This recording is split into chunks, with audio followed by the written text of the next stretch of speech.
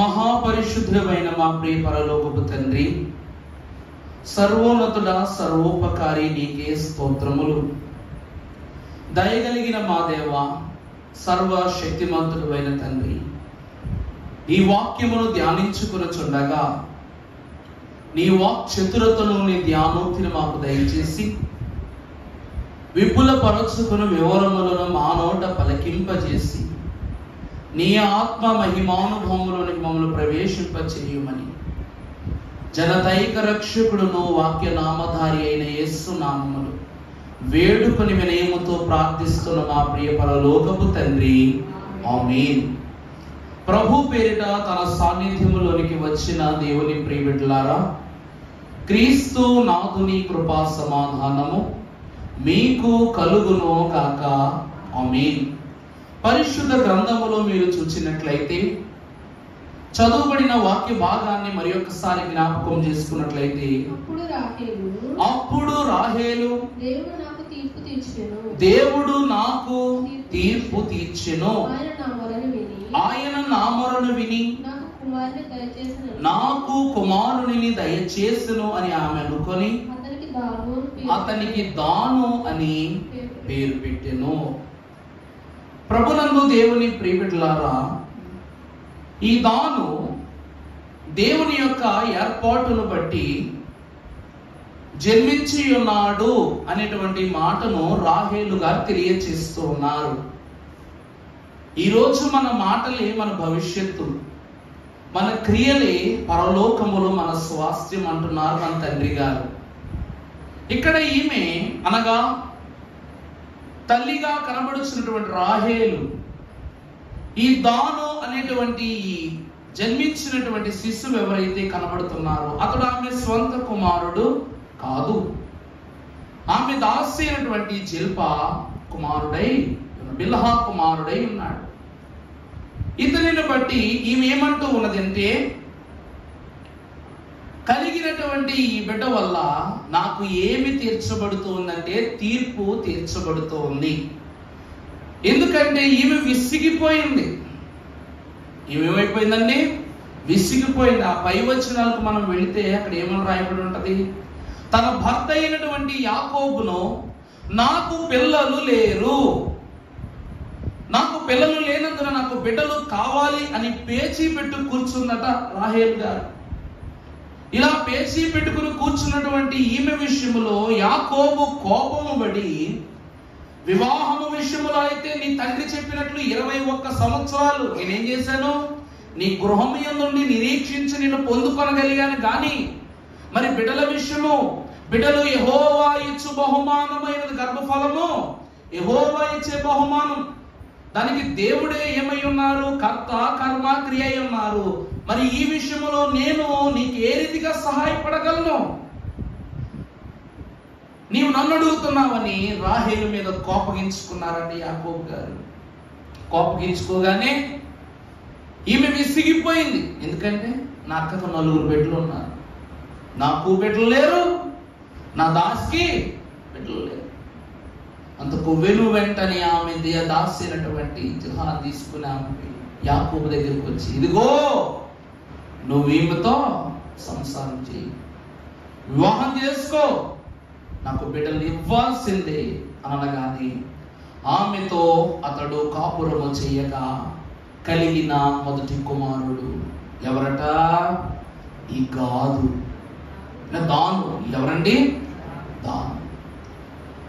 దీనిని బట్టి 4 బిడ్డలు ఉన్నటువంటి నా అక్క ఎంత గర్వపడుతుందో, ఈ బిడ్డ ద్వారా యెహోవా నాకు ఏం తీరుస్తున్నాడంటే తీర్పు తీరుస్తూ ఉన్నాడనేటువంటి మాటను భక్తురాలైనటువంటి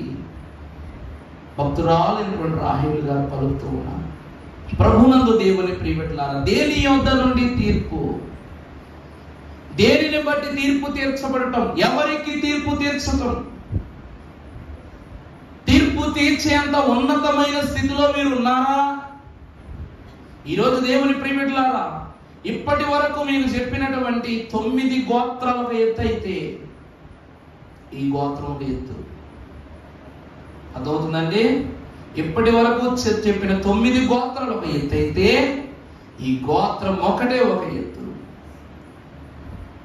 గోత్రాలకును దేవదేవుడు అద్భుతమైనటువంటి విలువలను చూపిస్తున్నాడు, అద్భుతమైన స్వాస్థ్యాలను ఇస్తూ ఉన్నాడు. కానీ ఇక్కడ ఈ బిడ్డను బట్టి 12 గోత్రాలకు ఏమి మిగిలిన 11 గోత్రాలకు ఏం తీర్చబడుతుంది?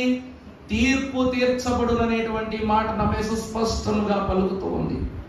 ప్రభునందు దేవుని ప్రియబిడ్డలారా, ఇటువంటి ఇప్పుడు ఈ యాకోబు గారు ఈ దానును ఇష్టముతో కనిన బిడ్డ, లేక భార్య ఒత్తిడిని బట్టి కన్నటువంటి బిడ్డ? మీరు చెప్పండి. ఒత్తిడి వల్ల సంసారం చేస్తే కలిగిన బిడ్డ, లేక ప్రేమతో కాపురము చేయటం వల్ల కలిగిన బిడ్డ? ఒత్తిడి వలన. అటు భార్య ఒత్తిడిని బట్టి ఆమె దాసితో ఇతడు కాపురము చేయగా కలిగినటువంటి ఈ బిడ్డ యాకోబు సంతతంతటికి ఇతడు ఏం తీరుస్తున్నాడు అంటే తీర్పు తీరుస్తూ ఉన్నాడు. అందుకే భక్తుడైనటువంటి యాకోబు పరిశుద్ధ లేఖన భాగములో ద్వితీయోపదేశ కాండ గ్రంథము 33వ అధ్యాయములో దాను సింహపు పిల్ల. చాలండి. దేవుని వాక్యాన్ని బట్టి చూస్తే మోషే గారు ఏమంటున్నారు? దాను సింహపు పిల్ల అన్నారు. మరి యాకోబు గారు ఏమంటున్నారు? ఆదికాండం 49వ అధ్యాయం బాగా చూడండి. దాను త్రోవలో సర్పముగాను దారిలో కట్లపాముగాను ఉండును. చాలండి. పరిశుద్ధులకు దేవుని ప్రియబిడ్డలారా, ఏ బిడ్డలు వారి వారి పిల్లల్ని సర్ప సంతానముతో పోల్చరు. ఎంత ఇష్టం లేకుండా కాపురము చేస్తే పుడితేనంత మాత్రాన వీరిని సర్పము అనేటువంటి స్థితితో పోలిస్తాడా తండ్రి? యాకోబుకు సమస్తం ఎరిగిన వాడి దైవజనులైన దేవదాసయ్య గారు అన్నారు, ప్రభువు యాకోబునకు ఇశ్రాయేలు ఎందుకు పేరు పెట్టారు తెలుసా? పరలోకములో చూడబోయే స్వాస్థ్యాన్ని యాకోబు కన్నులారా తిలకించడానికట. ఈరోజు మన బిడ్డలకు పెళ్లి, పిల్లలు, మనవాళ్ళు, మనవరాళ్ళు అంత పొడుగు ఆలోచిస్తాం మనం. ఏమండి, మనం ఒక 50-60 సంవత్సరాలు మన బిడ్డల జీవితాన్ని గురించి ఆలోచించుకుని జాగ్రత్త చేసుకుంటాం. ఈ ప్రకారం వెళితే ఈ ప్రకారంగానే మనకు ఫలితం ఉంటుందని వెళతాం. అలాగే దేవుడైన యెహోవా కూడా తన 12 కుమారుల నుండి వెలువడబో బహుజన సమూహమును బట్టి గోత్ర నిర్ణయము చప్పున ప్రతి ఒక్కరిని ఇవ్వబోయే దీవెనలను కూడా యాకోబు నోట దేవుడే ఉండి పలికించాడనటములో ఏ సందేహము లేదు. తండ్రి అయినటువంటి యాకోబు తన కుమారులను వీరు మార్గములో సర్పముగాను దారిలో కట్లపాముగాను ఉందురనే మాటను పలికిస్తూ ఉన్నాడు. వారు ఏం చేస్తారట? గుర్రముల మడిమల మీద కరుచును, దాని మీద ఎక్కి ఉన్న వారు ఏమైపోతారు? వెనక్కు పడిపోతారు. అంటే వీరు ఎవరు అనగా సర్పము స్వభావము గలవారు. పరిశుద్ధ గ్రంథములు మనం చూసినప్పుడు ఆదికాండ గ్రంథము 3వ అధ్యాయము ప్రారంభము నుండి మనం చదువుకుంటే దేవుడైన యెహోవా చేసిన సమస్త భూజంతువులలో సర్పము యుక్తిగలదై. చాలండి.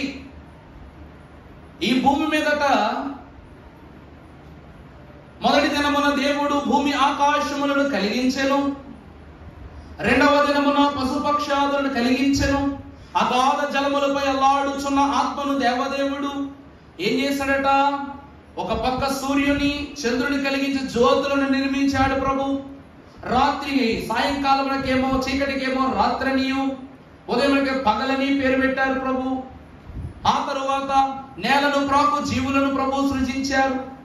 ఆ తరువాత సముద్రమునందు సంచారము చేయు జీవులను ప్రభువు కలిగించారు. ఆ తరువాత చూసినట్లయితే సుందర వనములను ప్రభు కలిగించారు, అద్భుత ఫల వృక్షాదులను ప్రభు కలిగించారు. 6వ దినమున ఎవరిని కలిగించారు? మనుషుని కలిగించారు. ఈ 6 దినముల కష్టమును దేవుడు చేతులారా తీసుకొచ్చి ఆదాము చేతిలో పెట్టారు. ఆదాము, నువ్వు సృష్టికి తండ్రి, ఈమె సృష్టికి తల్లి.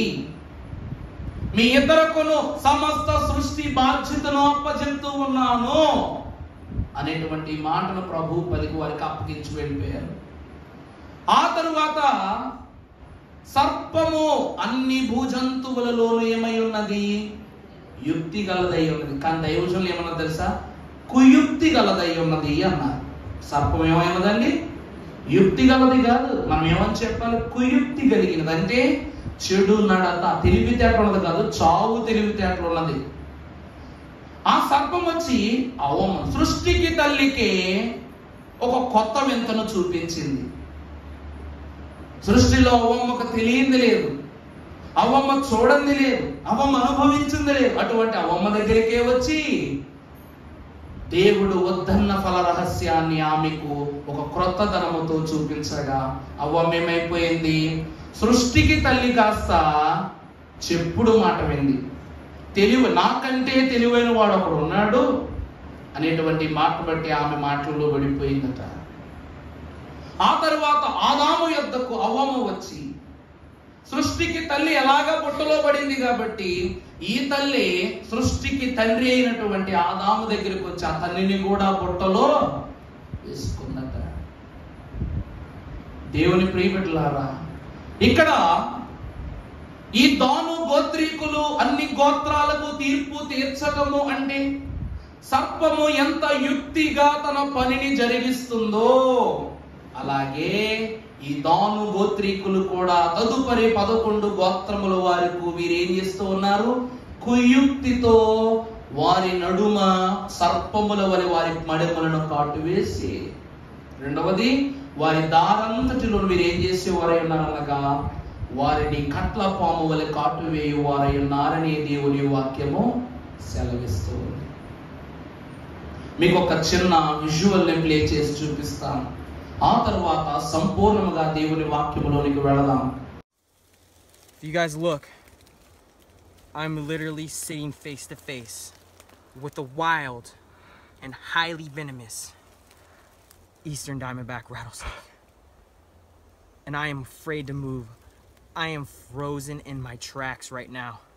I don't even want to move my arms. All I did is sit down to take a little breather because it is about 95 degrees outside. And crawling out of the brush over to my left was this guy. And I don't know what to do. I'm gonna try to blow on him to get him to move.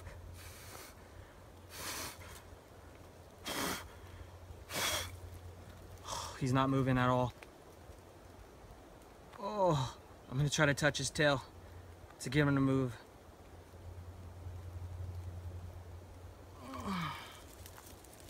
Oh, I am shaking. Oh, he sees me. He sees me. Oh my God.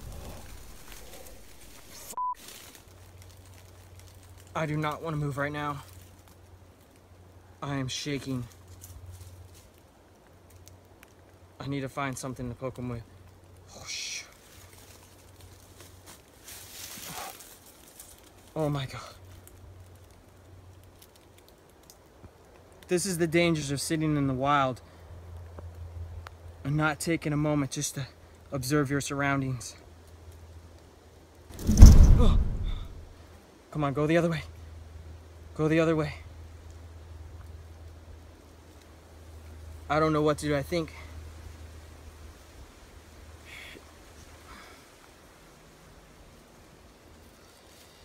come on, go the other way. Yeah. Is he gone?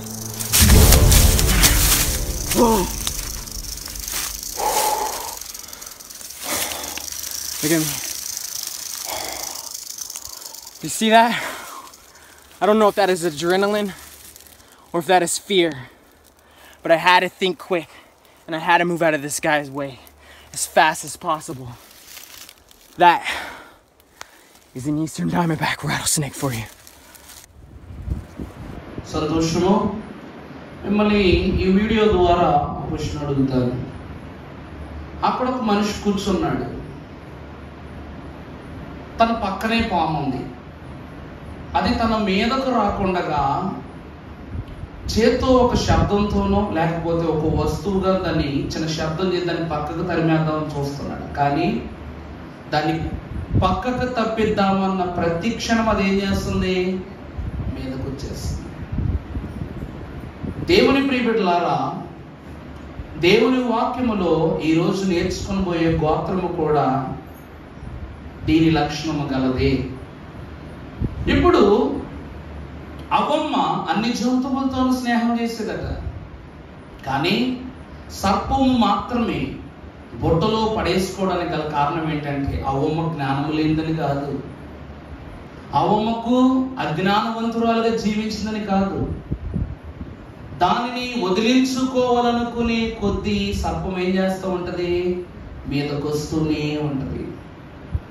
మీకు ఇప్పుడు చూపించిన పాము పేరు the diamond rattle snake అంటారు. దాని తోక ఏదైతే ఉందో చిన్నపిల్లలకి ఆడుకోవడానికి గిలిగించుకు ఎలాంటిది ఇస్తారో తెలుసా మీరు? ఎవడి మీదైనా పగబడితే మన సైడ్ పాములు పడగెత్తుతాయి, అది మాత్రం మనిషి వంక చూస్తూ దాని తోకను అలా ఆడిస్తుంటది. అంతే, దాని ఫోకస్లోకి వెళ్ళిపోతాడు మనిషి, దాని మైమరుపులోకి వెళ్ళిపోతాడు. ఇక అలాగే అవ్వమ్మ దగ్గరకు కూడా మైమరుపులు చేస్తూ ఉన్నదట సాతాను సర్పరూపములు వచ్చి. అలాగునని ఈ దాను గోత్రము వారు కూడా 11 గోత్రాలకు వీరేమై ఉన్నారు అనగా తీర్పు తీర్చేది వారై ఉన్నారు. వారి దృష్టిలోనికి లాగుకునే వారై ఉన్నారు. తండ్రి అయినటువంటి యాకోబు ఒక అద్భుతమైనటువంటి మాటను పలికాడు. ఏమిటి అంటే, ఇచ్చే దీవెనే. ఎటువంటి దీవెన? వారు సర్పము, వారు దారిలో సర్పము, మార్గములో సర్పము, దారిలో కట్లపోము అనేటువంటి మాట. ఒక మాటను మీకు చూపిస్తాను. 2వ కొరింథీయులకు రాసిన పత్రిక 11వ అధ్యాయము 14వ వచనం ఒకసారి చదువుకుందామమ్మా. ఇది ఆశ్చర్యమేమీ కాదు, సాతాను తానే వెలుగుదూత వేషమును ధరించుకొనుచున్నాడు, వాని పరిచారకులను నీతి పరిచారకుల వేషమును ధరించుకొనుట గొప్ప సంగతేమీ కాదు. చాలండి. సాతాను వచ్చానంట సర్పరూపంలో వచ్చి, నువ్వెవరు అని అడిగిందంట అవ్వమ్మ. ఎప్పుడు చూసే సర్పము కొత్తగా కనబడటం ఏంటంటే అవ్వమ్మకి. ఈరోజు మనం కుక్క పిల్లలను పెంచుకుందామండి సరదాగా. కుక్క పిల్లలు చాలా ముద్దుగుంటాయి. 10 రోజులు పెంచుకున్న తర్వాత కుక్క పిల్ల కాస్త కొత్త పెరుగుద్ది కదా. ఆ పెరిగిన కుక్క పిల్ల బొవ్వంటం మానేసి నా పేరు స్నూపీ, నా పేరు పప్పి అందనుకో, ఏం చేస్తాం మనం? ముందు భయపడిపోతాం, కానీ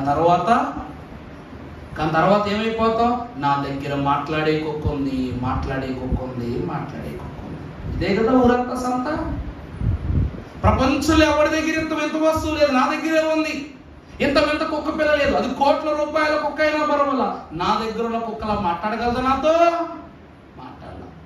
రోజు సర్పము పెద్ద కొత్త విషయమేం కాదు అమ్మకి, కానీ ఈ సర్పము మాట్లాడుతుంది. ఈ సర్పము మనోభావాలు తెలియచేస్తుంది. ఈ సర్పము అద్భుతాలను కనపరుస్తూ ఉంది. దేవుని ప్రియబిడ్డలారా, ఇదేమో చెప్తుందంట తెలుసా? నేను ఒకప్పుడు దేవుని చేత వెలివేయబడ్డండి. నిజం చెప్పేసింది రండి, అబద్ధం చెప్పకూడదు ఏదైనా పనుల్లో. ఒకప్పుడు దేవుని చేత వెలివేయబడిన వాడును, కానీ వెలివేయబడినప్పటి నుండి మీరు సృష్టించిన ఈ సృష్టిలో, దేవుడు సృష్టిలో నేనేమై ఉన్నాను? ఈ సృష్టికి యజమానుని, నాయకుడిని అయి ఉన్నానని చెప్పిందట. ఈరోజు మీరు తింటున్న ఫలాలు, మీరు జీవించే ఏదేను, సమస్త సృష్టి భూచరచర జీవులు ఎవరి చేతిలో ఉన్నవి? నా కిందనే ఉన్నాయి. మీరు పీల్చే గాలి నా సొత్తు అయి ఉన్నదని మొదలు పెట్టిందట.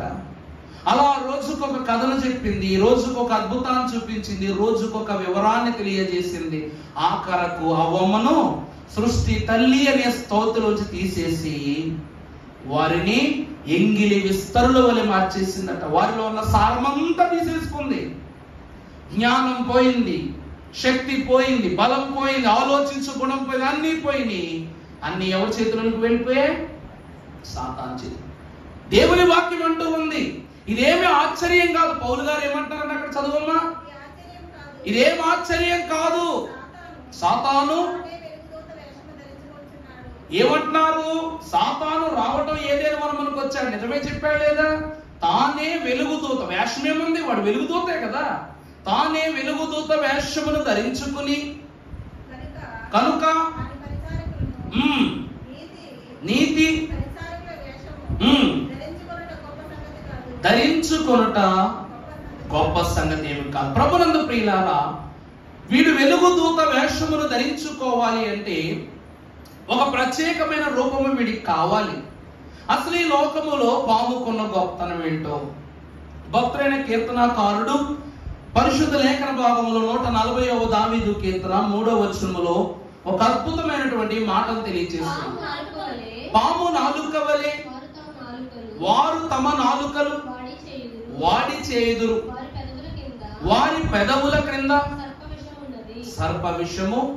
దేవుని యందు ప్రియబిడ్డలారా, దాను గోత్రము వారి యొక్క పెదవులు ఏ పెదవులట? సర్ప విషము గల పెదవులు. వారి నాలుకల క్రింద ఏమి ఉన్నది అంటే విషము ఉన్నది అని దేవుని వాక్యములో దావీదు గారు అంటూ ఉన్నారు. యెహోవా యందు అతి ప్రీతి కలిగి అతి ఆసక్తి కలిగి దివ్య దీవెన కారకులై నడుస్తూ ఉన్న వారులారా, ఇది ఏమీ ఆశ్చర్యము కాదు అని పౌలు భక్తుడు అంటున్నాడు. ఇంకొకటి, సర్ప నాలుకల వలె వారి నాలుకలు విషముతో నిండి ఉండుట, వారి నాలుకల క్రింది విషము ఉండుట మనకు దేవుని వాక్యంలో చూపిస్తుంది. అంత మాత్రమే కాక యిర్మీయా మహాభక్తుడు కూడా 9వ అధ్యాయం 5వ వచనంలో చూపిస్తున్నారు. సత్యము పలుకక వారు తన పొరుగు వారిని ఏం చేస్తారు? వంచించును. అబద్ధములాడుట. చాలండి దేవుని ప్రియబిడ్డలారా, ఇప్పుడు ఆశీర్వాదంలోనికి వస్తే భక్తుడైన యాకోబు గారు 49వ అధ్యాయంలో అధికారులు ఏమని చెప్తున్నారంటే, వారి దారి మధ్యలో సర్పము. దారి అంటే ఏంటి? ఈరోజు వారి దారి అంటే ఏంటండి? ప్రభు ఏమన్నారు? నేనే మార్గమును సత్యమును జీవమును అన్నారు. మనకు మార్గమును గురించి మాట్లాడుకుంటే వీరు మార్గములో ఏమై ఉన్నారు? సర్పమై ఉన్నారు. అంటే పరలోక ప్రవేశమును చేయుటకు, పరిశుద్ధ తత్వమును గణపరుచుకొనుటకు, దేవుని ఆశీర్వాదములోనికి ప్రవేశించుటకు సిద్ధపడిన వారిని ఘట సర్పం ఏం చేస్తుంది? వెనక్కి లాగుకుంటుందట. అందువలన వీరెవరు అనగా వారి మార్గములో వారు సర్పమై ఉన్నారు. రెండవది, దారిలో కట్ల పామై ఉన్నట్లుగా దేవుని వాక్యం చెప్తూ ఉంది. అంటే పరలోకం వెళ్ళకపోవడానికి బోల్డ్ కారణాలు ఉంటాయి, పరలోకం వెళ్ళడానికి బోల్డ్ కారణాలు ఉంటాయి. 100 మంది వెళతారు, 1000 మంది ఆగిపోతారని ఏ పిచ్చోళ్ళు చెప్తారో నాకు తెలియదు, కానీ ఆ మాటలు అయితే ప్రత్యేకంగా నమ్మొద్దండి. మన ప్రభు ఈ లోకమునకు వచ్చింది నిన్ను పరలోకాన్ని తీసుకెళ్లకుండా ఇక్కడ వదిలేసి వెళ్ళిపోతా కాదు. అలాగని పాపం చేసిన వాళ్ళు తీసుకెళ్తారని కూడా ప్రభు చెప్పలేదు. దేవుడంట ఒక మంచి విషయాన్ని నీకు బోధిస్తే అందులో 100 ఆంక్షలు పెడతాడంట. మరి ఆ 100 ఆంక్షలను నువ్వు నెరవేర్చుకుని నీ మార్గమును మార్చుకుంటే ఏ దేవుడు మాత్రం తీసుకెళ్లకుండా ఉంటాడు పరలోకానికి? మరి యేసుక్రీస్తు ప్రభు భూమి మీదకి వచ్చాడమ్మా. ఆయనకు పుట్టుకతోనే శక్తి ఉంది, పుట్టుకతోనే నడిపింపు ఉంది, పుట్టుకతో ఆత్మ స్వభావం ఉంది, పుట్టుకతోనే దైవ ప్రణాళిక అన్ని తెలుసు ఆయనకి. ఆయన కొత్తగా ధర్మశాస్త్రం ఎక్కడ చదవాలా? ఆనాడు భక్తులైన సమూయేలు గారు ప్రవక్తల పాఠశాలను పెట్టి గొప్ప గొప్ప బోధలు చెప్పి గొప్ప గొప్ప యాజకులు తయారు చేసి పంపించారు. అలాగే యేసుక్రీస్తు ప్రభు వారు ఏ ప్రవక్తల పాఠశాలలో చదువుకోవాలి, కానీ ధర్మశాస్త్రం అంతా ఆయన కంఠోపాఠమే. మరి అటువంటి శక్తిమంతుడును జ్ఞానవంతుడైన ప్రభువునకు 40 దినాలు మాత్రమే దైవ జ్ఞానము పరిశుద్ధాత్మ ద్వారా వెలువడి చేయబడింది. అటువంటి ప్రభువు నేనే మార్గమును సత్యమునని 3.5 సంవత్సరాలు ఈ లోకానికి బోధించారు. అట్టి బోధ చేసిన ప్రభువు అట్టి రక్షణ ఇవ్వబో 12 గోత్రాలను పరలోకమునకు కొనిపోయే ప్రభువు మార్గానికే ఈ గోత్రం ఏమవుతుందట?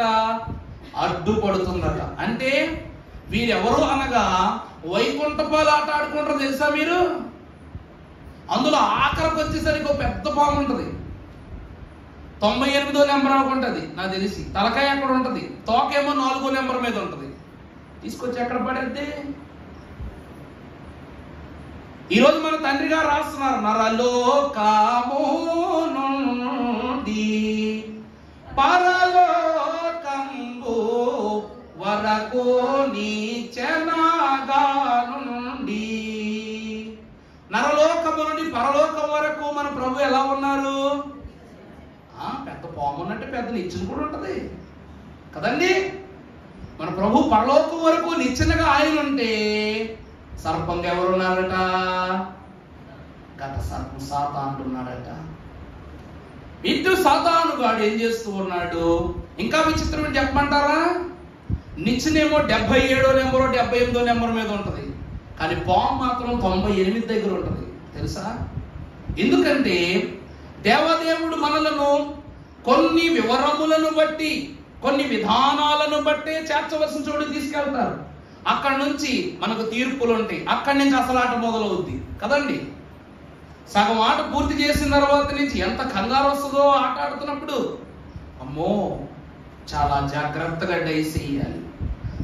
4 వస్తే పైకి ఎక్కుతాం, 3 వచ్చిందంటే మళ్ళీ వెనక్కి వచ్చేస్తాం. అక్కడ నుంచి ఆట ఎంత ప్రత్యేకంగా ఆడతాం. అలాగే ప్రభువు కూడా మధ్యాకాశపు మేఘంతస్తులకు చేర్చబడబోవు సంఘమైన మనము కూడా చాలా జాగ్రత్తగా ఎక్కబడాలంట. ప్రభువు చెయ్యి అందుకునే వరకు. ప్రభువు చెయ్యి లాచాపితే కింద వాడు నోరు ఇలా చాపుతాడు అనమాట. మింగుటకుగా వాడు నోరును, రక్షించుటకు గాను ప్రభువు చెయ్యిని చాపుతారట. నిచ్చెన ఎక్కుతున్న మన యొక్క సమయము ప్రభు చేతికి వెళ్ళిందా ఆట గెలుస్తాం, లేకపోతే ఆటలో వాడి యొక్క సర్పకాటు మనం ఏమైపోతాం? వెనక్కి పడిపోతాం. ప్రభునందు దేవుని ప్రియబిడ్డలారా, వీడు దారిలో కట్లపాము అనేటువంటి మాటను ప్రభు అయిన దేవదేవుడు వాక్యంలో తెలియజేస్తున్నారు. ఈరోజు ఇప్పుడు చూపించిన వీడియోలో అతడు దూరం పెట్టే కొద్దీ మీదకు వస్తుంది. కొంతమంది దగ్గరికి తీసుకుంటారు, మరి వాళ్ళు మాత్రం వదిలేదేంటి? వాళ్ళు మాత్రం వదిలేస్తుందా? వీడియో టైం సరిగా లేక పెట్టలేదు, కానీ ఒక వీడియో ఉంటుంది. ఒక పిల్లోడు పత్రం దగ్గర ఆడుకుంటుంటాడు అనమాట. పప్పు పత్రం దగ్గర ఆడుకుంటుంటే ఆ పక్క నుంచి పాము వెళ్తే అప్పటి వరకు బొమ్మను వదిలేసి ఆ పాము నొక్కేస్తాడు గట్టిగా. అది వాడిని లొంగ చుట్టేసింది. వీడినే విడదీయాలా, పామునే విడదీయాలో అర్థం కాక అయోమయంతో నిలబడిపోతున్నారు అక్కడ తల్లిదండ్రులు. దేవుని ప్రియబిడ్డలారా, మనలను కూడా అపవాది ఏం చేసేవాడు అన్నాడు? లొంగ పెట్టుకుని మనలను తన విషము చేత, సర్పకాటు చేత మనలను శాపమునకు గురి చేయవాడై ఉన్నాడు. దేవుని వాక్యములో మనము చూసినప్పుడు పరిశుద్ధ గ్రంథములో యెషయా గ్రంథము 14వ అధ్యాయము 17వ వచనం మనం ఒకసారి చదువుకుందాం. నిన్ను చూచువారు నిన్ను నిదానించి చూస్తూ భూమిని కంపింపజేసి. చూడండి అమ్మా, ఈ మాటలు బాగా వినండి. పామును గురించినటువంటి మాట, అంటే అపవాదిని గురించినటువంటి మాటలు. అవ్వమ్మను చూసిందిగా, సర్పాన్ని చూసిందిగా అవ్వమ్మ. అక్కడ రాయబడిన మాట ఇప్పుడు చదువమ్మా. భూమిని కంపింపజేసి నిన్ను చూచిన వారు నిన్ను నిదానించి భూమిని కంపింపజేసి రాజ్యములను వణికించిన వాడు ఇతడేనా? లోకమును అడవిగా చేసి దాని పట్టణములను ఇతడేనా? మనం ఏమంటామంట? దాన్ని చూచి నిదానించి చూసేమంట. భూమిలను కంపింపజేసింది నువ్వేనా? అడవులను, చెప్పండి, రాజ్యాలను అడవులుగా మార్చింది ఇతడేనా? దేవుని ప్రియబిడ్డలారా, వీడు మార్గములో కట్లపాము అనగా యాకోబు స్వాస్థ్యాన్ని, అనగా యాకోబు 11 గోత్రాలు 12 గోత్రాలు వీడిని పక్కకు పెట్టక 11 గోత్రాలను దేవుని సాన్నిధ్యములోనికి వెళ్ళకుండగా, దేవుని ఆశీర్వాదములోనికి వెళ్ళకుండా చేసేవాడు ఎవడంటే వీడే. కారణం ఏమిటో తెలుసా అండి? పరిశుద్ధ లేఖన భాగములో ఆఖరిలో చెప్తానులే ఈ మాట. కానీ మొట్టమొదట మనము బంగారు దూడను చేసేటువంటి క్రమం ఎక్కడ చూస్తాం? సినాయి పర్వతము క్రింద చూస్తాం. ఆ తరువాత మరలా రెండవసారి దావీదు పాలన మనకు వద్దు. ఏమంటారండి వీళ్ళు? దావీదు పాలన మనకు వద్దు, మన పాలన మనదే అని చెప్పుటకు గాను వీరేం చేస్తారంట? రెండవ మారు లోకానికి వీరికి ఇవ్వబడిన స్వాస్థ్యాన్ని వీళ్ళు ఎలా చేస్తారు చెప్పండి? బంగారు దూడ యొక్క నిర్మాణం కనగా అన్య దేవతల యొక్క గుడుల నిర్మాణము కొరకు వీరు స్థలాన్ని ఇస్తారు. దేవుని వాక్యాన్ని బట్టి చూస్తే ఈ పని చేసినందుకు అప్పుడు ధర్మశాస్త్రము నిబంధన పలకలు వారి చేతికి రాల. వీరు చేయటాన్ని బట్టి దేవుని పరిశుద్ధ గ్రంథములోనే వీరి పేరు లేదు. అర్థమవుతుందండి నేను చెప్తుంది? ఒక్కసారి 12 గోత్రాల వారు వారి తలంపును బట్టి బంగారు దూడను చేసుకున్న ద్వారా మోషే వారి చేతులకి ఏమివ్వలేదు? ధర్మశాస్త్రాన్ని ఇవ్వలా. రెండవసారి ఈ లోకానికి అన్య దేవతల యొక్క వివరాన్ని తెలియచేయటానికి వారు ఉంటున్నటువంటి స్థలాన్ని ఇచ్చారంట. మీరు కట్టుకోండి, మళ్ళా బంగారు దూడ కట్టుకుంటారు. రెండోసారి బంగారు దూడ నిర్మాణానికి వీరు వారి సొంత స్థలాలను ఇచ్చినందుకు దేవుడు ఏం చేశాడంటే పరిశుద్ధ గ్రంథములోనే వీరికి పేరు లేకుండా చేసేసాడు. నిన్నటి దినం చెప్పాను ఏమని? అన్నిటికంటే నువ్వు ఆశీర్వదింపబడిన వారెవరు? ఎవరండి? నిన్నటి గోత్రం ఏం చెప్పానండి? ఆశీర్వాదం. తన సహోదరులందరిలో కల్లా నువ్వేమవుతావు? అధికముగా ఆశీర్వదింపబడతావు అని చెప్పానా? సహోదరులందరిలోనూ అసలు ఆశీర్వాదాలే లేని వాళ్ళు ఎవరంటే వీళ్ళే. వీళ్ళకి అసలు ఒక్క ఆశీర్వాదం కూడా లేదు. కారణం ఏమిటంటే అందరూ చేసిన తప్పులు చేశారు కాదను, కానీ క్షమాపణ కలిగి ఉన్నారు. వీరు మాత్రం తప్పు చేసి దేవుని ఎదుట ఈ రోజు క్షమాపణ కలిగి ఉన్నారు. పరిశుద్ధ గ్రంథం మీకు చెప్పినట్లయితే ఆదికాండం 30వ అధ్యాయం ప్రారంభం చదువమ్మా. రాహేలు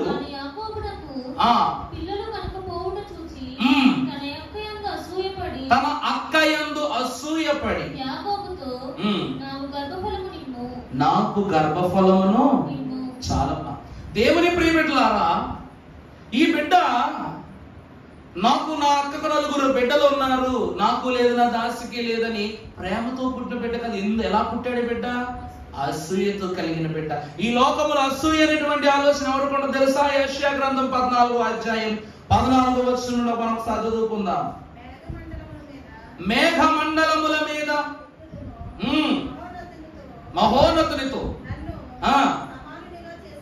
మహోన్నతునితో నన్ను నేను సమానునిగా చేసుకుందును అని. చూసారా? అసూయ అంటే ఏమిటంటే దేవునితో తనను తాను ఏమంటూ ఉన్నాడు? సమానుడు అని చెప్పుకుంటున్నాడు. మరి అది అసూయే కదా. దేవుని చూసి ఏం పడుతున్నాడు సాతానుడు? అసూయ పడుతున్నాడు. మేఘ మండలముల మీదకి ఎక్కి నా వంటి గొప్పవాడు లేడు, నన్ను దాటి ఎవరునూ ఆ రాజ్యమునకు పోరాదు. దేవుని ప్రియబిడ్డలారా, మనకు తెలిసినంత వరకు ఈ లోకములో ప్రభు సింహాసనాన్ని చూసి నాకు అది కావాలి అని కోరుకుని తప్పు మార్గం ఎంచుకుని తప్పుడు దారిలో దానికి సాధించాలని తెలుసుకోవడానికి చూసి ఏదీ లేక ఓడిపోయిన వాడు సాతాను. కానీ ప్రభు ఏమంటారో తెలుసా అండి? జయించిన వానికి నేను తెల్ల రాతినిస్తాను, కిరీటాన్ని ఇస్తాను, నాతో కూడా నా తండ్రి సింహాసనము మీద కూర్చుండబెట్టు అంతస్తును నేను ఇస్తానని ప్రభు అయిన దేవదేవుడు తెలియచేస్తున్నారు. ఈరోజు అసూయ పడితే ఏమరాదు? అంతస్తు రాదు. వీడు అసూయ పడ్డాడు, ఉన్న అంతస్తు పోయింది, కావాలనుకున్న అంతస్తు పోయింది. రేపటి దినమున పరిస్థితుల అంతస్తులు కూడా పోదు. చదవండి అమ్మా మాట. యెషయా గ్రంథం 14, యెషయా 14:15. ఎక్కుదును, సమానునిగా చేసుకుందును.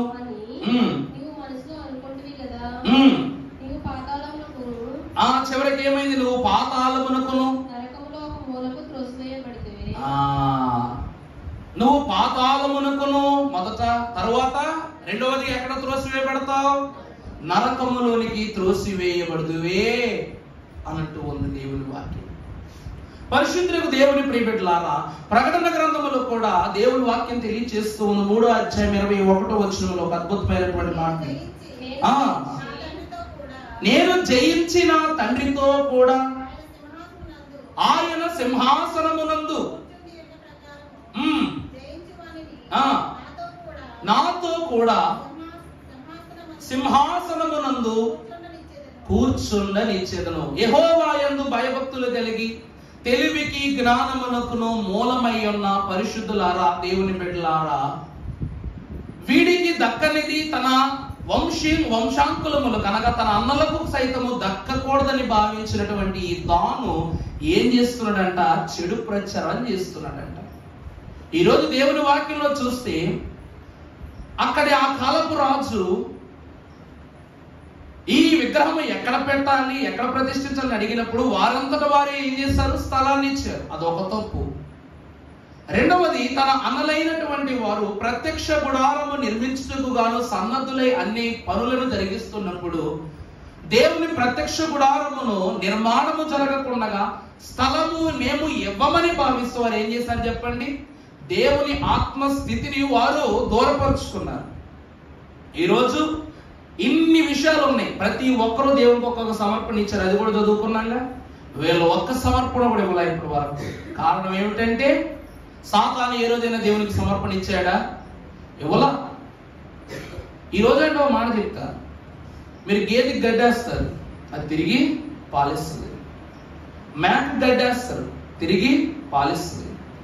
మీరు భూమిలో ఇత్తనాలు వేస్తారు, తిరిగి మరి ఆహారం ఇస్తుంది. పాము పాలు పోస్తారు, తిరిగి గారు పాలు పోద్దా? 2 లీటర్ పాలు పోతావు, అది 2 సిక్కులు వేసినప్పుడు అంత ఏం చేస్తాం? అందరిలో కలుపుకుని తాగేసేద్దాం. చివరికి సింహం కూడా అమ్మా దాని శరీరం మీద ఉన్నటువంటి తోలు ఏదైతే ఉందో దాన్ని కూడా దేనికైనా ఉపయోగిస్తారు.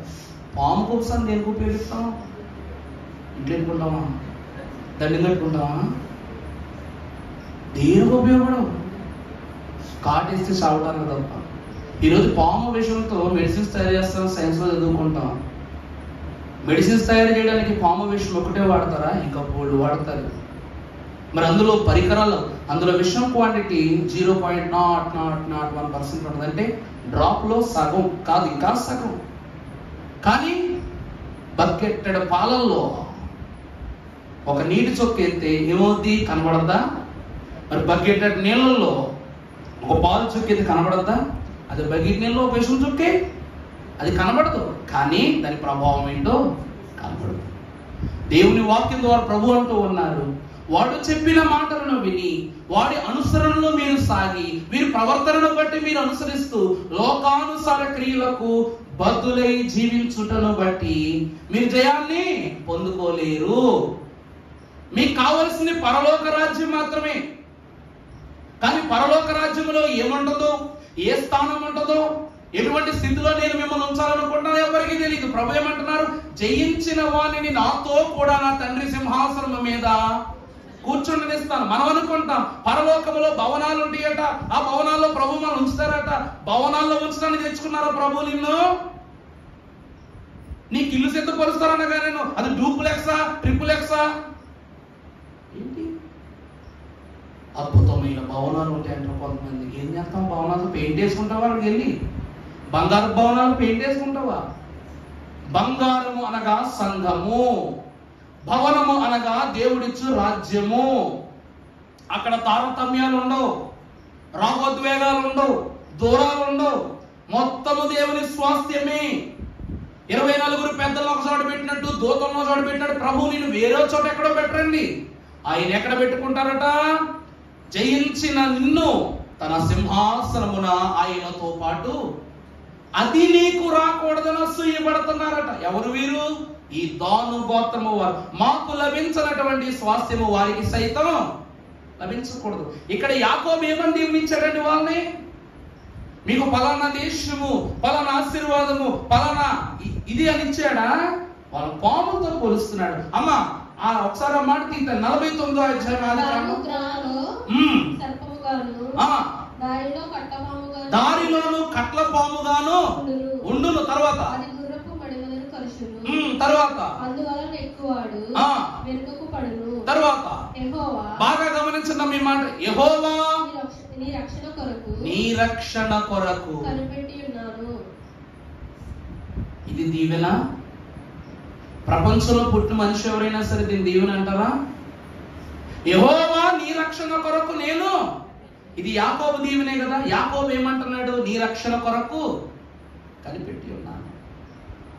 నా 11 మంది బిడ్డలను మింగేస్తాడు వీడు. ఈ దాని ఏం చేస్తాడు? ఇప్పటి వరకు ఇచ్చిన ఆశీర్వాదాలు కలిగిన నా 11 మంది బిడ్డలను వీడు ఏం చేస్తాడు? మింగేస్తాడు. అందుకే నీ రక్షణ నాకు కనపరచు. ఇశ్రాయేలు అంటే ఎవరు? 12 గోత్రాలే కదా. యాకోబు ఏమంటున్నాడు? యెహోవా నీ రక్షణ నాకు కనపరచు. దేవుని వాక్యంలో ఒక అద్భుతమైన మాట మీకు చూపిస్తా.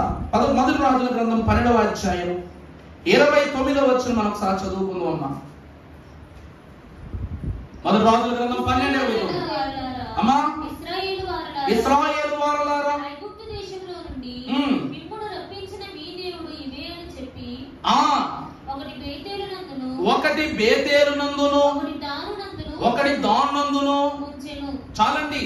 అంటే వీరు ఒక దూడను నిర్మాణము చేయటకు గాను వీరు చెడు ప్రచారం ఏమని చేస్తున్నారంటే, మిమ్మల్ని ఐగుప్తు నుండి తీసుకువచ్చినటువంటి దేవుడు ఎవరు అనగా ఇదే.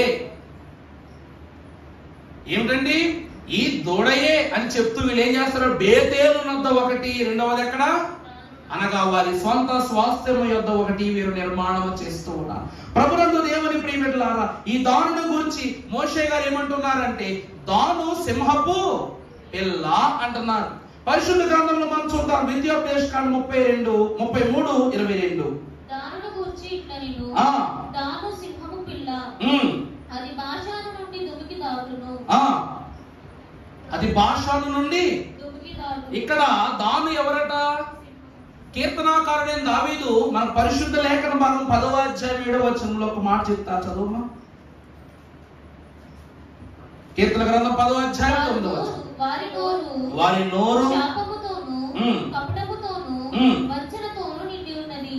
వారి నాలుగు క్రింద చేటును పాపమును ఉన్నది. తామున్న పల్లెయందలి మాటు చోటులలో పొంచియుందురు. చాటైన స్థలములలో నిరపరాధులను చంపుదురు. తర్వాత వారి కన్నులు నిరపరాధులను పట్టుకొనవలెనని పొంచి చూచును. తర్వాత గుహలోని సింహము వలె వారు చాటైన స్థలములలో పొంచియుందురు. భక్తులైన పేతురు గారు పేతురు పత్రికలు అంటాడు, దేవుని బిడ్డలారా జాగ్రత్త పడండి, మీ విరోధి యగు అపవాది మిమ్మల్ని ఎప్పుడు మృంగుదుమా అని గర్జించు సింహము వలె పొంచి ఉన్నాడు. వీరిద్దరితోనూ పోల్చబడ్డారండి. సాతాను 2 పోలికలు వీరిలో ఉన్నాయి. మొదటిది సర్పము, రెండవది సింహము. ఇందాక చదివిన మాటలు ఏమనుంది? నిరపరాధులను, విశ్వాసులను, సత్యవర్తనులైనటువంటి వారిని మృంగుటకు, చీల్చివేయుటకు గాను వీరు గుహలలో ద్రాగుకున్న సింహములను పోలి ఉన్నారు. మొదటి నుంచి చూస్తున్నాం, ఒక్క ఆశీర్వాదమైన దొరుకుద్దేమోనని. ఒక్కటే దొరకట్లేదు. ఎక్కడ దొరకదమ్మా? పరిశుద్ధ గ్రంథం 66 పుస్తకాలు తిరిగేసేస్తున్నా దాను దీవింపబడ్డాడు అని చెప్పడానికి ఏమాత్రం లేదు. ఈరోజు మీకు ఒక అద్భుతమైనటువంటి సత్యాన్ని కూడా చెప్తాను. పరిశుద్ధ గ్రంథంలో న్యాయాధిపతుల గ్రంథము 6వ అధ్యాయం మొదలుపెట్టి 9వ అధ్యాయం వరకు మనకు ఒక అద్భుతమైనటువంటి న్యాయాధిపతి కనబడతాడు. మీకు బాగా ఇష్టమైనడు కూడా. బైబిల్ అంతా ఎదికిన అంత బలవంతుడు దొరకడు. ఎవరండి? 6 ప్యాక్ ఉంటుంది, రోజు జిమ్ చేస్తుంటాడు. ఎవరైనా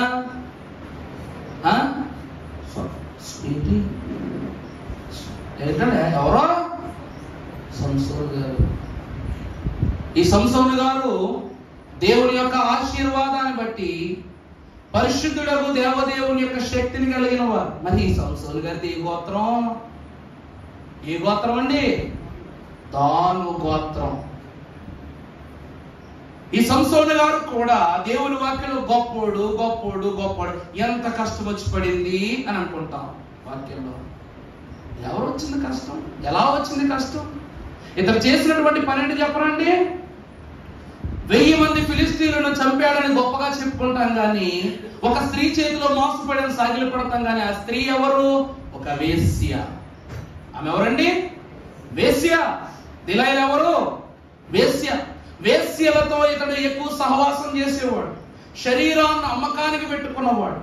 అంతెందుకండి, తిరిగి తిరిగి తిరిగి తిరిగి ఏమంటారో తెలుసా? అందరూ అంటారు దెలయిలాయే రహస్యాన్ని చెప్పింది అని అంటారు. శరీర సుఖాలన్నిటిని అనుభవించేసిన తరువాత మానసిక ఆత్మ స్థితిని కూడా ఆ శరీర సుఖానికి అమ్మేస్తాడు. అమ్మేసి ఆమె అడిగిందని చెప్పడు, అతనికి చెప్పాలని చెప్పేస్తాడు. ఆ మీద మద్యము పోసు, మత్తులోనికి దించు, నీ రహస్యం ఎక్కడుందో చెప్పు అని అడగానే నోరు తెరిచి చెప్పడానికి సంసోను నేను తెంగరోడు కాదండి. ఒక వేశ్యకు చెప్పాలో ఆమె ఏమన్నా తన భార్య చెప్పడానికి? ఈరోజు ఎంతటి వాడైనా వేశ్య దగ్గర ఎంత దృష్టిలో ఆ దృష్టిలో ఉంటాడు. పర్సనల్ సీక్రెట్స్ ఎవరు చెప్పుకోరు. కానీ తను నోరు తెరిచి ఎందుకు చెప్పాడు? ప్రాణము విసిగిపోయాది. ఇజ్రాయేల్ గారు చాలా బాగా చెప్పారు. అతనికి ప్రాణము మాత్రమే కాదు, ఆత్మ కూడా విసిగిపోయింది. అంతే చెప్పాడు. చెప్పిన ప్రకారం ఇదిగో నా శక్తి అంతా నా జడలో నా జుట్టులోనే ఉందని చెప్పాడు. వారు పోసుకుని వెళ్ళిపోయారు. ఆ తరువాత వారు శ్రమపడ్డాడు. ఆఖరి క్షణంలో అతడు దేవుని తెలుసుకున్నాడు. దేవుని తెలుసుకోవడం కూడా కాదు, దానికి వేరే వేరే పేర్లు పెట్టుకోవాలి. తెలుసుకునే వాళ్ళందరిని హతమార్చిన అందరితో అతని యొక్క అధ్యాయం పూర్తయిపోతుంది. మరి అతను పొందుకున్న మారు మనస్సు ఏది? ఆఖరిలో ఏమని అడుగుతాడు? ప్రభువా, ఒక్క అవకాశము ఈ ఫిలిష్తీయులు నేను లేకుండా చేస్తానంటాడు తప్ప, నాయన పోయిన ఈ కన్నులు నాకు ఇవ్వు, నేను నీ వైపు ఇక నుంచి నీ భక్తిలోని నీ యుక్తిలో నీ జ్ఞానంలో నేను బ్రతుకుతా, నీ భయభక్తులు ఉంటాను అడుగుతాడా? నోరు తెరిచి అడగడు. ఎవరు అడుగుతాడు? ఒక్క అవకాశము, ఒక్కసారి నీ బలాన్ని నాకు ఇవ్వు, ఈ ఫిలిష్తీయుల సామ్రాజ్యాన్ని లేకుండా చేస్తానంటాడు. దేవుడు ఆ క్షణానికి బలం ఇస్తాడు, కూల్చేస్తాడు, అశుద్ధి చేసేస్తాడు. అలాగున్న సంసోను యొక్క స్థితి కూడా చెడుతో మొదలవుతుంది, చెడుతూనే అయిపోతుంది. సింహాన్ని కుక్కటి వేళ్లతో చీల్చి పడేసిన వాడు, గాడి దౌడతో 1000 మంది ఫిలిష్తీయులను హతమార్చినాడు. ఒక స్త్రీ చేతిలో తన మోహముతో తన తలంపుతో ఓడిపోయాడండి. అలాంటి స్త్రీలు ఎంతమందిని చూశాడు? దెలయిలా మోసం చేసిందని కాదు, ఎంతమంది స్త్రీల యొద్దకు వెళ్ళేవాడు అతను. వ్యభిచార స్థితిని కలిగినటువంటి వాడు సంసోను. ఈ రోజు మాత్రం దెలయిలా ప్రేమలో పడిపోయాడు, దెలయిలా మోహంలో పడిపోయాడు అని అంటాం. ప్రాణం విసిగిపోయింది అతనికి. ఇలాంటి పనులు చేసి చేసి ఏమైపోయింది? విసిగిపోయింది ప్రాణం. అందుకే ప్రాణముతో పాటు ఆత్మను కూడా ఇచ్చేసాడు, ఏదని చెప్పేశాడు, చనిపోయాడు. గాదు వారి కొన్న లక్షణము ఏమిటి అంటే క్షమాపణమును స్వీకరించకలేకపోవుట, క్షమాపణ అడుగుటయు వారి జీవితములో కలగకుండుట. ఇంటి తలంతులను వాడికి దేవుడు ఎలా ఇస్తాడు దీవెన? ప్రయాసపడి భారం మోయించిన సముద్రంలో నా యుద్ధకు రండి, నీకు విశ్రాంతిని ఇస్తానన్నాడు. అది భారమే కాదు, నీ విశ్రాంతి మాకు అక్కర్లేదు, అసలు ప్రభువే మాకు అక్కర్లేదు అని అనుకున్నట్లుగా జీవించేవాడు ప్రభు క్షమాపణ ఎందుకు ఇస్తాడు? ఇవ్వలా, అయిపోయింది. మరొక మాట మీరు చూసినట్లయితే మొదటి సమూయేలు గ్రంథము 17వ అధ్యాయం 34వ వచనం మనం చదువుకున్నప్పుడు అందుకు దావీదు సౌలుతో ఇట్లనెను, ఏమని? మీ దాసుడనైన నేను నా తండ్రి యొక్క గొర్రెలను కాయుచుంట సింహములు ఎలుగుబంటియును వచ్చి మందలోనున్న గొర్రె పిల్లలను ఎత్తుకుని పోవుచుండగా నేను దానిని తరిమి చంపి నోటి నుండి ఆ గొర్రెను విడిపించి తిని. చాలమ్మా, దేవుడైన యెహోవా గాదును మోషే మహాభక్తుడు సింహముతో పోల్చిన వారు పోల్చి ఉంటారని అంటూ ఉంది. సాతానుడు సర్పరూపములో కూడా అవ్వమ్మ ఎప్పుడో ఒంటరిగా దొరుకుద్దని పోల్చి చూశాడు. అలాగే సింహం కూడా ఇప్పుడు మీరు వేటాడినప్పుడు చూడండి, పులులు కానీ సింహాలు కానీ చూడండి, మెల్లగా గడ్డి చాట్లు చేస్తాయి, దభాలను దూకేస్తాయి, మీదకి వేటాడేస్తాయి. పిల్లి చూసారా ఎంత జాగ్రత్తగా అడుగులు వేసుకుంటూ వస్తుంది ఎలకల మీదకి. ప్రతి జంతువు ఇంకొక జంతువును వేటాడాలన్నప్పుడు ఒక తగ్గింపు చూపిస్తూ ఒక్కసారిగా వేగం పుంజుకుని వాటి మీద దాడి చేస్తాయి. ఇక్కడ దావీదు అంటూ ఉన్నాడు ఏమిటంటే, ఈ గొర్రె పిల్లను సింహము అపహరించుకుని వెళ్ళిపోతున్నప్పుడు నేనేం చేశాను? దానిని చంపివేసి గొర్రె పిల్ల దాని నోట నుండి నేను బయటకు విడిపించాను అని అంటూ ఉన్నాడు భక్తుడైన దావీదు గారు. ఈరోజు దేవుని వాక్యం ఏమంటూ ఉన్నది అంటే, తనను తాను హెచ్చించుకున్నవాడు తగ్గింపబడును, తగ్గించుకున్నవాడు హెచ్చింపబడునంటూ ఉంది. ఇశ్రాయేలు 11 గోత్రములు వారు తగ్గించుకున్నారు కాబట్టి వీడి దృష్టిలో నుండి తప్పింపబడి దేవునిలో హెచ్చింపబడ్డారు. వీడి మాటను విని వారి దృష్టికి దూరమై వారు కానీ వీడి నోట్లో చిక్కుకుని ఉండుంటే, హెచ్చుగా బ్రతుకుంటే వీరి జీవమైపోయాను, వాడి నోట్లోనే వీరి జీవితం అంతా హతమైపోయింది. దేవుని ప్రియబిడ్డలారా, ప్రభు అయిన దేవదేవుడు అంటాడు, సర్ప సంతానమా అనేటువంటి మాటను ప్రభు వాక్యంలో పలుకుతారు. మీ తండ్రి అయిన అపవాది నిత్యము సంబంధులారా మీరు ఏమై ఉన్నారు, మీ తండ్రి అయిన అపవాది యొక్క క్రియలను నెరవేర్చువారై ఉన్నారని దేవుడు అంటే ప్రభు అయిన యెహోవా అంటుంటారు. ఆయన మేఘారోహణ సమయంలో ఏమంటారు, ఇదిగో నేను ఈ గడియలు దాటిని వెళ్ళుచున్నాను, ఈ క్షణము నుండి అపవాది అనగా మీ జనకుడైన అపవాది మీ యొద్దకు తన క్రియలు నెరవేర్చడానికి వస్తారు. అతని యొక్క ఆలోచనలో పడి అతని క్రియలు నెరవేర్చడానికి మీరును అతని దృష్టిలో పడిపోతారు. అవి దాటి నా తండ్రి వైపు చూచువారు జయులు అజేయులు, దాన్ని దాటి మిగిలిపోవారు. వారు ఏమైపోతారు, పాపులు, శోధకులు, శపింపబడిన వారంట్లో అంటారు. పోనీ మీరు ఈ రోజు అంటున్నారు, అయ్యగారు కనీసం ఈ యొక్క దాను గోత్రంలో ఒక పరిశుద్ధుడు కూడా లేడా అంటే, పరిశుద్ధులు ఉన్నారు కానీ వాళ్ళు తప్పులు చేశారు. పరిశుద్ధ గ్రంథములు మనం చూసినట్లయితే నిర్గమాకాండం 38వ అధ్యాయం 23వ వచనం మనం ఒకసారి చదువుకుందాం. నిర్గమాకాండం 38వ అధ్యాయం 23. దాను గోత్రీకుడును అహీసామాకు కుమారుడునైన అహోలీయాబు అతనికి తోడై ఉండెను. ఇతడు చెక్కువాడును, విచిత్రమైన పని కల్పించువాడును, నీలధూమ రక్తవర్ణములతోను సన్ననాలతోను ముఠా పని చేయవాడునై ఉండెను. చాలమ్మా దేవుని ప్రియబిడ్డలారా,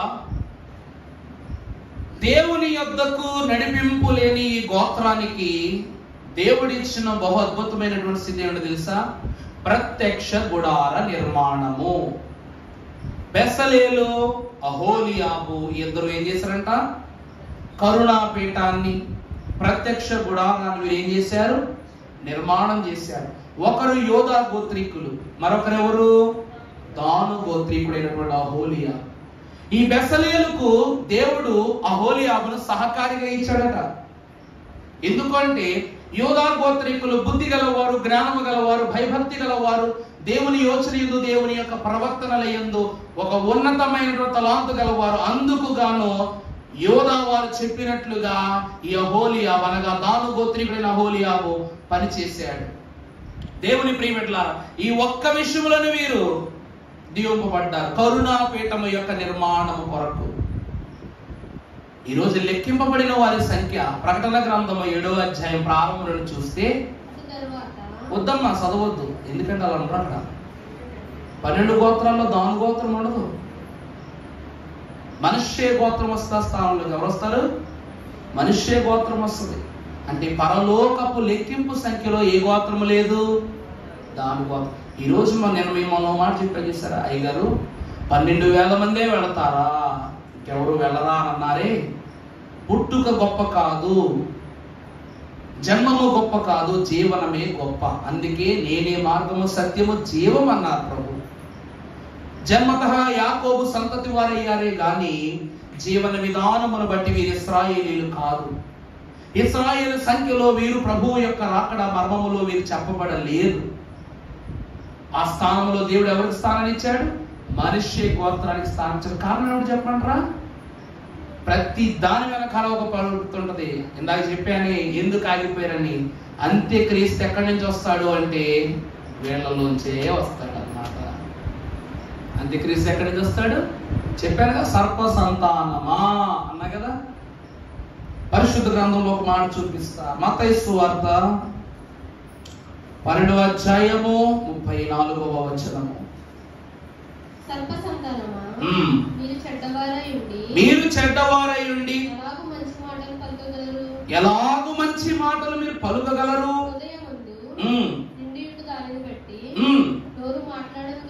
నోరు మాట్లాడు కదా.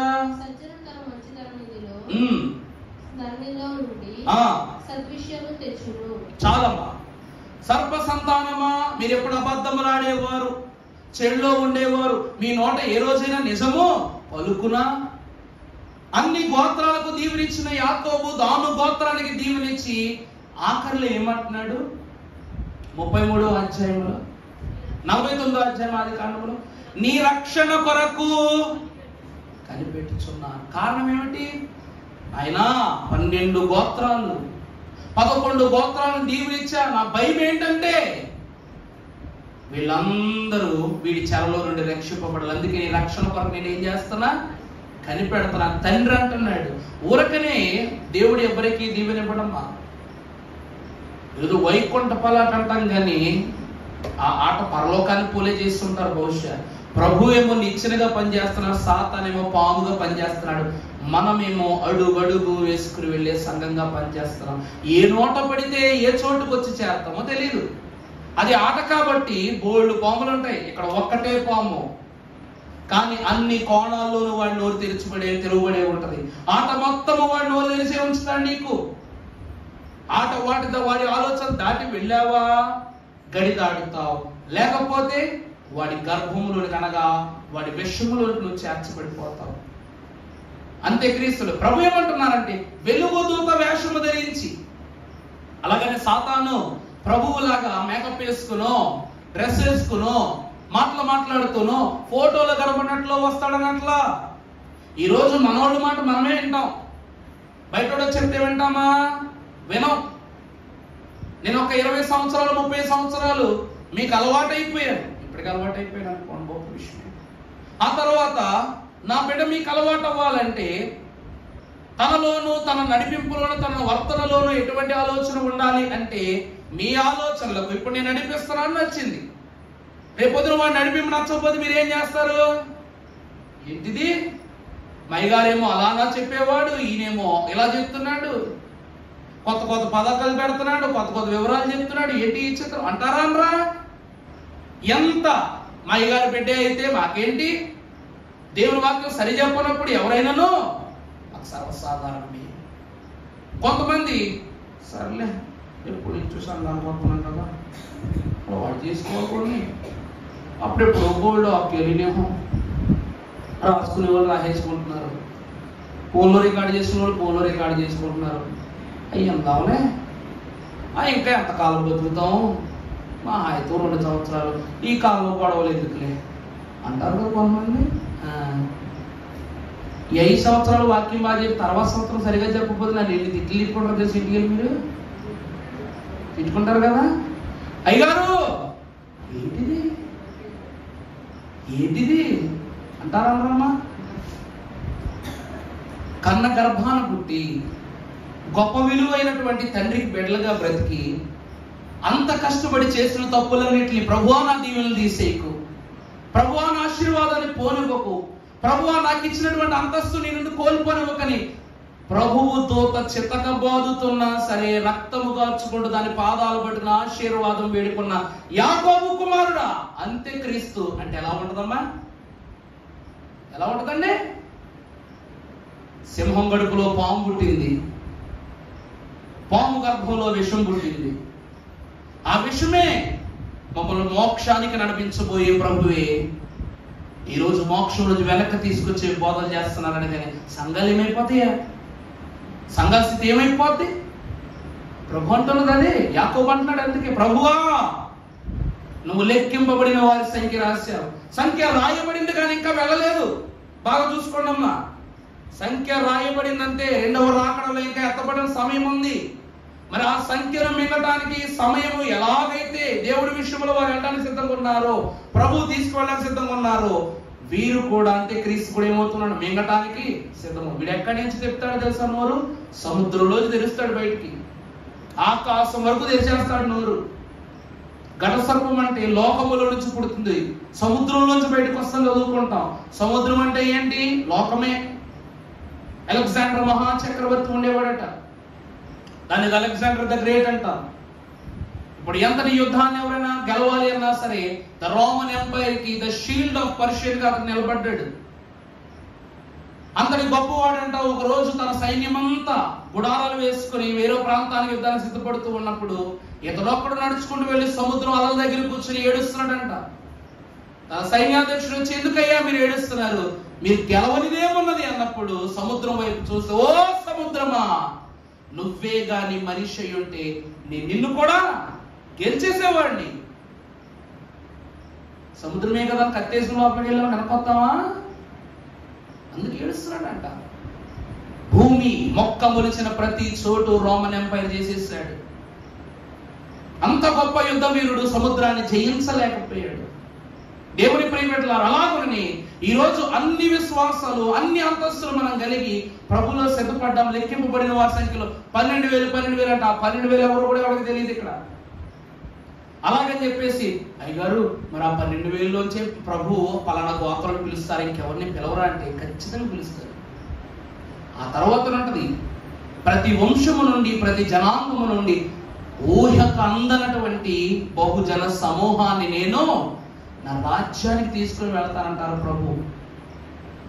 ఇశ్రాయేలీలు అంటే 144,000 కాదమ్మా, మనము సంఘమే ఇశ్రాయేలు జనాంగము. దేవుడు అంటాడు, ప్రభు పుట్టుకను బట్టి అబ్రహాము సంతాన స్వభావము గలవారు, ఆయన జీవన విధానాన్ని బట్టి తండ్రి బిడ్డ. అలాగే ఈ లోకములో జీవించే జీవనాన్ని బట్టి మనం అబ్రహాము సంతాన స్వభావం అంటే యాకోబు బిడ్డలమే. కానీ రాకడలో మనము చేయు క్రియలను బట్టి, మనము విధించు విధులను బట్టి, ప్రభువులో నడుచు నడుతను బట్టి మనం ఏమవుతాం? పరలోక వాస్తవం. వినుట, విశ్వసించుట, ఆజ్ఞలకు విధేయులవుట, ఈ పనులు 3 చేయువారే పరలోక వాస్తవ్యులకు అన్నారు. ఈ దాను గోత్రము వారు వినలేదు, విశ్వసించడం అస్సలే లేదు, ఇంకా ఆజ్ఞకు విధేయులవటం లేదు. ధర్మశాస్త్రం చేతికి వచ్చాక కూడా దరిద్రమైనటువంటి పనులు చేసేసారు. రెండోసారి మరి ఏం చేశారు చెప్పండి? దూడను నిర్మాణం చేసుకున్నారు. ధర్మశాస్త్రము ఒక న్యాయాధిపతిగా, ప్రభు ఇచ్చిన బాధ్యత నిర్వహించవలసిన న్యాయాధిపతి వ్యభిచారుల యొక్క గృహాలను అతడు సందర్శించడాన్ని బట్టి అతనికి జుట్టు కాదని ఆత్మ పోయింది. అందుకు బాధపడలేదు ఎప్పుడు. అప్పుడు కూడా నాయన నా ఆత్మ క్షీణించిపోయింది, నన్ను బలపరచనట్టం అనేసి కన్నబలం కోసమే చూసుకున్నాడు. సంవత్సరం పోయిందంటే. బెసలేలు అహోలియాబు ఉత్తూరుకుని పనిచేయాల. బెసలేలు అయితే భక్తి కోసం చేశాడు, అహోలియాబు మాత్రం రొక్కం కోసం పనిచేశాడు ప్రత్యక్ష గుడారంలో. ఆ తర్వాత ఆఖరిగా చూస్తే, దేవుని వాక్యాన్ని బట్టి చూస్తే, వీరికి భూమి మీద స్వాస్థ్యం లేకుండా, పరలోకములో స్వాస్థ్యం లేకుండా ప్రభు ఏం చేశాడు? వెనక. అలాగని దాను గోత్రం నుంచి ఎవరు వెళ్ళరా అంటే ప్రభువుకే తెలిసే విషయం, ప్రభువుకే తెలుసు. ఎందుకంటే చెట్టు చెడ్డదైనంత మాత్రాన కాయ చెడ్డదవ్వాలని లేదుగా. ఈరోజు మనం చూస్తే యాపిల్ పండు విత్తనం తిన్నామని చచ్చిపోతాం, సైలెంట్ ఉంటుందంట అందులో. కానీ విత్తనం తీసేసి మనం ఏం తింటాం? యాపిల్ తినేస్తాం. విత్తనం తిన్నారు ఎప్పుడైనా? బకెట్ తినండి, బాగుంటాయి, తినండి, నిజమే. కారణం దాంట్లో సైలెంట్ సెన్సెస్ ఉంటాయి అంట. అదే విత్తనం భూమిలో వేస్తే విషం మొక్క రావాలిగా. కానీ డాక్టర్ ఏమంటాడు? రోజుకో యాపిల్ తింటే బలం, ఆరోగ్యం అంటాడు. తండ్రులు తప్పు చేశారు కదా అని బిడ్డలు కూడా అలాగే ఉండాలని లేదు. నా తండ్రి చేస్తున్న తప్పు నేను చేయకూడదని సంసిద్ధుడై దేవుని భక్తిలో పెరిగాడు సొలొమోను. నా తండ్రి స్త్రీని మోహించాడు కనుక అతి స్థితి నాకు ఉండకూడదని తెలిసి దేవుని భయభక్తిలో పెరిగాడు సొలొమోను. అంత మాత్రమే కాక జక్కయ్య తన జీవితమునందు తన తండ్రుల కాలం నుండి అతడు ఏమైనా ట్యాక్స్ కలెక్టర్ గా పనిచేస్తూ ఉన్నాడు, వడ్డీకి ఇవ్వడం జరగదు. అటువంటి వాడు ఇదే నేను మానవలసిన సమయం ఏమైనా భావిస్తూ, ఈ దినమును నేను సంపాదించిన సొమ్ములో 300 ఎవరికి ఇచ్చేస్తాను? బీదలకు ఇచ్చేస్తాను అన్నాడు. ప్రభు అడిగారా నీ సొమ్ము బీదలకు ఇచ్చేయమని? మార్పు రావటానికి తరుణం కావాలి. అలాగే దాను గోత్రములో అందరూ హీనులని చెప్పలేం. ఖచ్చితంగా రక్షణ కొరకు సిద్ధపడిన వారు. ఎందుకంటే ఏ ఒక్క ఆత్మనైనను నశించిపోవడం దేవునికి ఇష్టము కాదు. నశించిపోయిన దాని వెతికి రక్షించడానికి ప్రభు ఈ లోకానికి వచ్చారు కనుక దాను గోత్రము ద్వారా మనం నేర్చుకోవలసింది ఏమిటి అంటే భయము, భక్తి. వారికి భయం లేదు, భక్తి అస్సలు లేదు. వారిని ఆదర్శంగా తీసుకుంటే అంత్యక్రీస్తు దగ్గర ఉంటాం, వారిని విడిచిపెట్టి ఆలోచిస్తే క్రీస్తు దగ్గర ఉంటాం. ఏది కావాలో మనకే దేవుడు విడిచిపెడుతున్నాడు కనుక ఈ దాను గోత్రము జీవితము వెనకున్నటువంటి అంత్యక్రీస్తు పరిపాలనను కూడా ఈ గోత్రము ద్వారా పరిచయిస్తూ ప్రభువే ఈ లోక స్నేహములకు అతీతులుగా మనం మార్చి ఆయన వాక్య మహిమతో మన ప్రభు దర్శించి దీవించి మనల్ని ఈ వరుసలో లేకుండా పరిపూర్ణ ఆత్మ మహిమలోనికి ప్రభు నడిపించును గాక. పరిశుద్ధ నీకే స్తోత్రము. సర్వ సంతానమా, మీరు ప్రారంభము నుండి సత్యమాడువారు కారు, అబద్ధికులు, పాపులు, పాపనీచము గలవారు అని తండ్రి ఈ వాక్యం కుమార్ వారు పలికించిన దేవా, అట్టి సంతాన స్వభావం మేము ఉండకుండగా, అట్టి స్వభావంలో మేము జీవించకుండగా నీ దైవ వాక్య మహిమ చేత నింపబడి జీవింపడగలిగే భాగ్యం తనకి మీరు మాకు దయచేయండి. దైవ వాక్య జ్ఞాన సంపూర్ణుడైన యేసు నామములో మిక్కిలి వినముగా బ్రతిమలాడి వేడుకొంచున్నాము తండ్రి.